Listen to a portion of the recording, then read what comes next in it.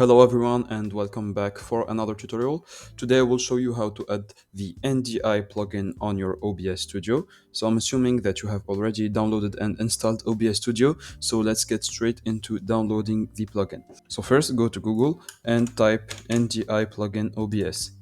After that, scroll down a little bit and here you will find this link. It's the obsproject.com resources. So click on it. And here you will find this button, go to download. So click on this button. It will send you to a GitHub project. So just scroll down a little bit and here you will find this file right here, DistroAV 6.1.1.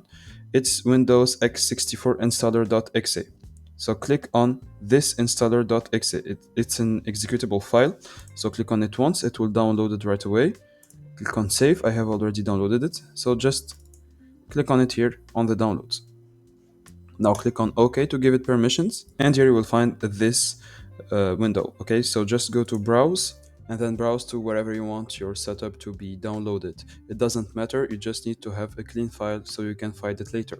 And then once you have set up everything, just go to finish right here and then open the folders, right? So here in the folders, go to wherever you downloaded your OBS, and here you will find these files. Open the file explorer again right here and then search for wherever you downloaded your executable file. And then once you have found your file, click on it once and here you will find these two folders, right? So just select them both right here and then move them to the OBS Studio file.